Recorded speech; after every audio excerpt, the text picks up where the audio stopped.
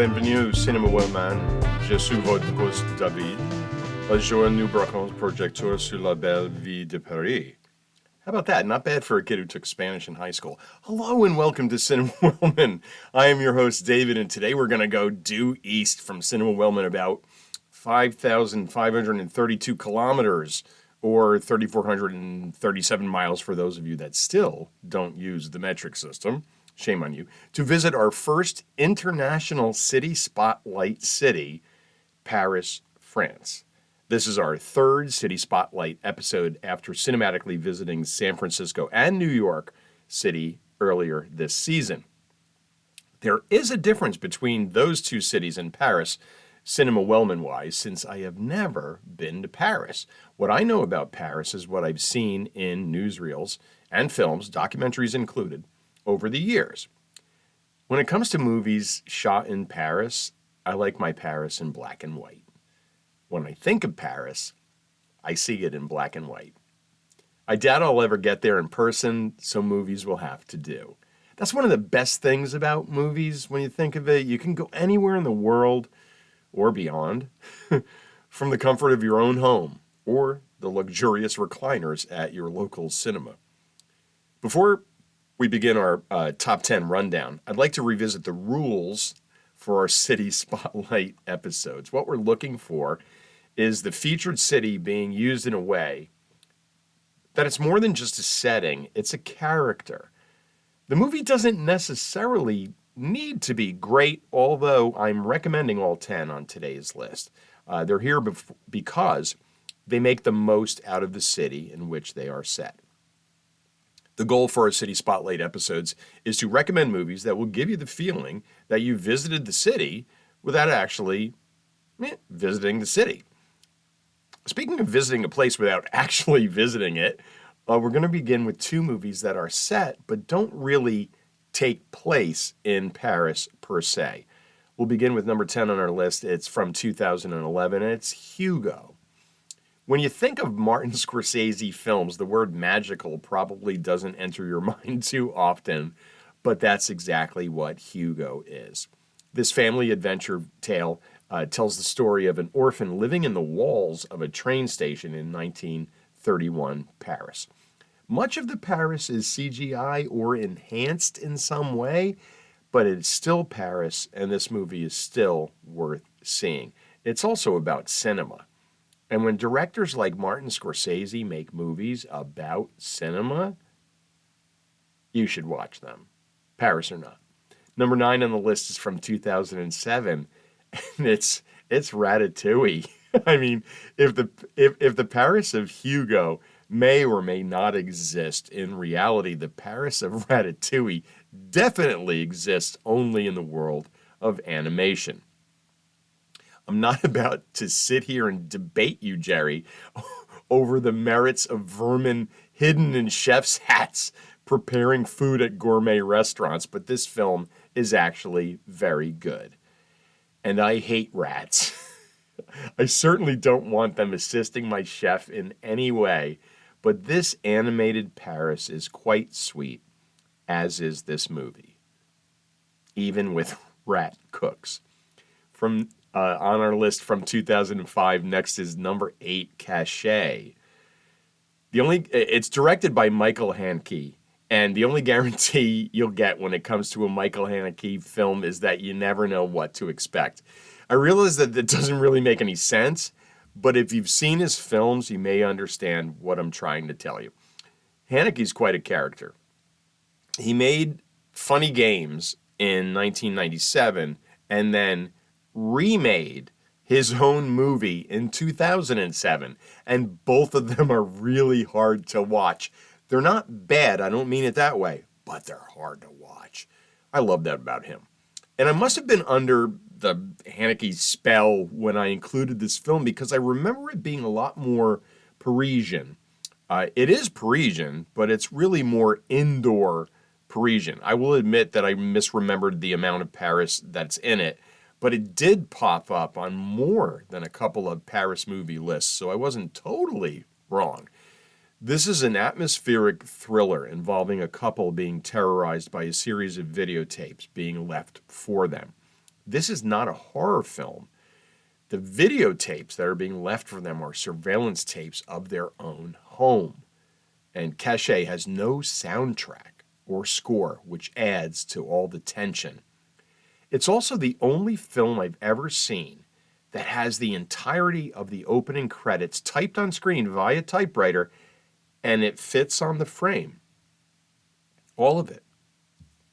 Out in typewriter.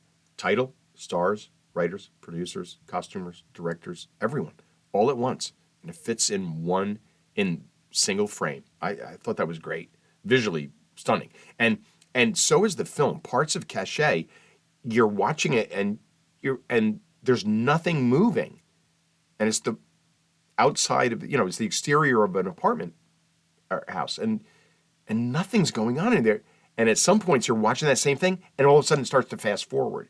It's really cool. Visually, it's a really interesting film, even though it doesn't highlight Paris as much as the rest of these. So I cheated a little bit. Number 7 is from 1967. It's Les Samouraïs, directed by Jean-Pierre Melville. Here's IMDb. After professional hitman Jeff Costello is seen by witnesses, his efforts to provide himself an alibi drive him further into a corner. Costello is played by French matinee idol Alain Delon, and he's dressed a lot like Inspector Gadget in this movie. Les Samouraïs inspired countless filmmakers, including Martin Scorsese, Francis Ford Coppola, Jim Jarmusch, John Woo, David Fincher, and the Coen brothers. The Paris we get here is the rainy Paris filled with jazz clubs and dimly lit, seedy hotel poker games as Costello tries to figure out what to do next. The witness is an attractive nightclub singer, but Jeff has to kill her, right? He can't afford to let her walk around knowing he's a killer, can he? There is very little dialogue, which I always find interesting in a film. As a matter of fact, the first dialogue in this film isn't spoken until the 9-minute and 58-second mark. Jeff is a man of very few words. We do get a French siren, though, always a treat. Director Melville didn't include many popular Parisian landmarks, but Jeff wouldn't be hanging around in those places anyway. Assassins usually don't take in the sights. Here's a line from later in the film. Why, Jeff? Because I was paid to.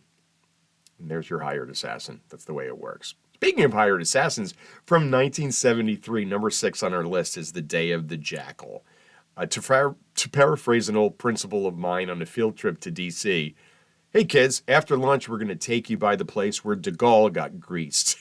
The Day of the Jackal is a political thriller about an assassination plot against General Charles de Gaulle, and the killer is codenamed Jackal.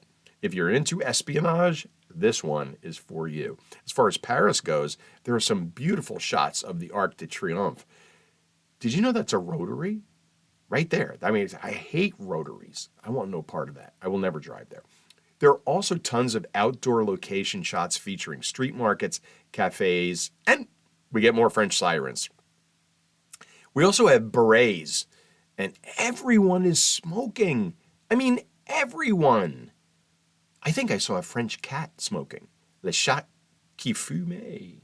The Day of the Jackal features both famous and off-the-beaten-path Paris in a winning combination. Number 5 on our list today is from 2001, and it's Amélie. And Amélie is just, there are all sorts of versions of Paris on display in this list of 10 films today. And the Paris in Amélie is absolutely adorable, just as its star is Audrey Tautou. Her expressive eyes should have been given separate billing in this movie, since her eyes help tell Amélie's story without the use of words. Prominently featured are cafes, train stations, and crowded streets. Parts of this made me think that this is what a French film would look like if it was directed by Wes Anderson. Now that you should see. The end of this film is beautifully sweet, and it ends perfectly with Amélie and her friend riding a Vespa through the streets of Paris, laughing, and, as my nephew Brian would say, cheesing. Or in France, would that be fromaging? Fromaging. Number 4 on the list is from 1981, and it's Diva. The first time I saw Diva was at the Nickelodeon Theater in Boston as a sophomore at BU. Thank you, Larry, for remembering that for me. I saw it for the second time last night, and it was pretty much as I remembered it. The music in this film is stunning in every form. It centers around an opera singer, so the opera is fantastic. The soundtrack is fantastic. The score is fantastic. And Paris was very well represented. From IMDb, 2 tapes, 2 Parisian mob killers, 1 corrupt policeman, an opera fan, a teenage thief, and the coolest philosopher ever filmed all twist their way through an intricate and stylish thriller. That's a very good synopsis. There are great gangsters and thugs. The opera scenes are phenomenal, and you can't help but root for our misfit protagonist and his girlfriend in her transparent plastic raincoat. Next, at number 3 is from 2006, and it's Paris, Je t'aime, directed by 18 different directors. This is the only one of the 10 films on this list that I hadn't seen before preparing for this episode. Whenever I'm compiling a list, I make one of my own, and then I start doing some research on the interwebs to make sure that I didn't miss anything. If I see a movie listed that I haven't seen, well, I see it. That's our motto here at Cinema Wellman. And that was the case with Paris, Je t'aime. It's part New York Stories, if you've seen that. It's part Love Actually, if you've seen that. And it's all Paris. Paris in all sorts of moods. The 2-hour runtime is divided into short films directed, as I mentioned, by 18 different directors. And I'm pretty sure you've heard of some of them. Wes Craven, Alfonso Cuarón, Alexander Payne, Gus Van Sant, the Coen brothers were amongst the talented minds directing these segments that play out as a Paris travelogue. The opening montage features fireworks over the Eiffel Tower, for goodness sakes. I think that's cheating. That's cheating. They were trying to get on this list. Some of the segments are dramatic, some are funny, and more than one made me cry. No surprise. Oh, and one had mimes. The cast is stellar. Steve Buscemi, Nick Nolte, Juliette Binoche, Natalie Portman, Willem Dafoe, Maggie Gyllenhaal, or is it Gyllenhaal? Sorry. Miranda Richardson, Emily Mortimer, Rufus Sewell, Gina Rollins, Ben Gazzara, many others who make this a well-crafted love letter to the City of Light. Seedy Paris is here, as is beautiful and romantic Paris. It's very well done without being overly romantic. You know how we feel about those movies. It's a lot like reading a collection of short stories. And in this film, they tie many of them together at the end. Here's a quote from the film. "We're all in the dance." How true. Number 2 is from 1955, directed by Jules Dassin. It's Rififi. Rififi is a French slang term meaning trouble, violent conflict, a brutal show of force. Oui, and an awesome heist to boost. I've talked about Rififi before, and I'm sure I'll talk about it again. I tend to do that with movies I love. Director Jules Dassin made this during the time of his Hollywood blacklist days. If not for the HUAC hearings, and we talked about that in previous episodes, this film could very well have been made in the United States. And if Rififi was made in America, it would probably be regarded as one of the best film noir movies ever made. I'm sorry, in American history.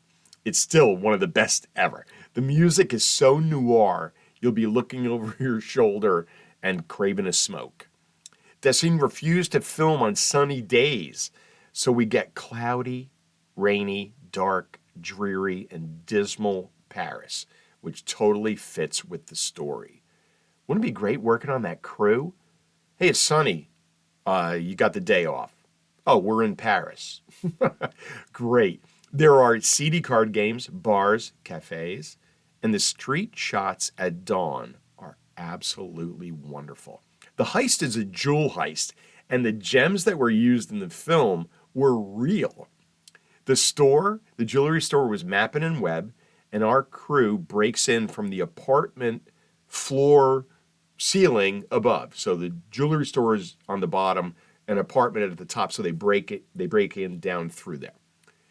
The heist sequence is over 28 minutes long.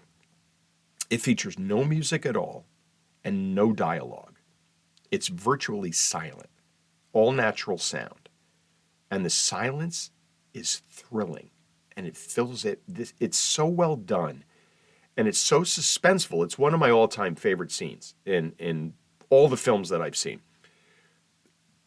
The silence isn't only a great cinematic decision, it emphasizes the cohesiveness of the crew, since they can do what they're doing without speaking at all for the duration of the job.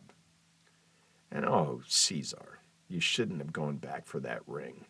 Caesar is played by director Dassin. He must have read the script, right? How does he go back for that ring? Oh, poor Caesar. And that leaves us with only one film left in our city spotlight, our first international city spotlight, Paris, France. And it's from 1960, and it's Breathless, directed by Jean-Luc Godard. As I mentioned in the open, my cinematic Paris is definitely in black and white. And number 2, Rififi, is black and white. And number 1, Breathless at the top of this list should be no surprise. Another story involving Parisian gangsters. Over half of these films involve gangsters or criminals of some kind. Paris has that in them. Our gangster in this film, played by Jean-Paul Belmondo, tells us early in the film that he's an asshole, and he is very correct.